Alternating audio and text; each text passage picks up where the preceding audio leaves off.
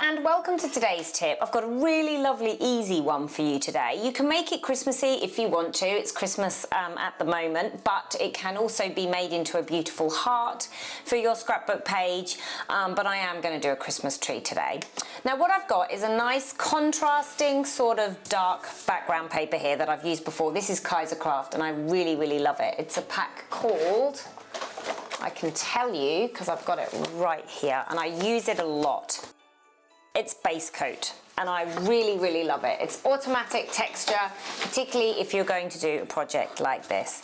Then what I've got, this is Craft as well, called Paisley Days, and I'm going to use some of the nice contrasting pieces of cardstock here. And the lovely thing about using a set like this is that it's all nice and matching. And what I'm going to be doing is making a Christmas tree by sort of shredding the paper. So what I'm going to do is I'm going to start off with my base, which is going to be the length there, and then I'm going to just divide up each section into the shape of my tree. And I'm actually going to do this first before I start sticking it all down, just so I can get my shape. Okay, so get to my final ones to come up the top there. Can you see what we're doing? You can see that it's going to turn into a funky tree. And then all you do is you get a piece, get your scissors and you just shred with your scissors as many times as you can. Okay, once I've got it in place, as you can see, they're sort of in place. I've sort of put a little bit of a tip on that one there. Is what I'm actually going to do is I'm going to hold it down and I'm going to get a pencil and I'm going to draw where I want to cut. I thought this would be an easier way of trying to, instead of trying to stick it down, just sort of cut it. Because I do want to stick directly down onto my paper. I don't want to have to do a separate one.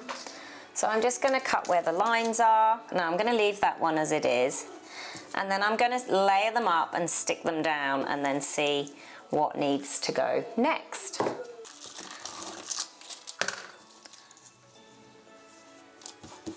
And now what I'm going to do is I'm going to ruffle mine up so they sort of work their way outwards a bit. I don't want it looking all flat. And so you do have to think about where you're going to place your layers. Like I probably haven't left enough layers there, but as I ruffle them around, they come up really well. Now last but not least, I'm just going to get my punches.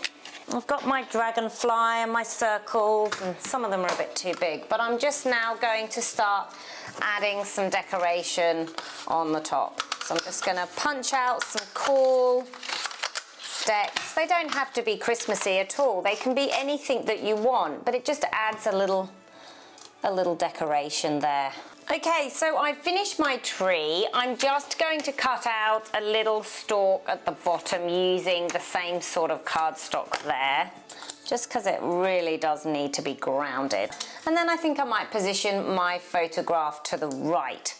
So I just wanted to show you that. It's really simple, it's really easy. I've made another one here. This one I used and I used magazines to make this one.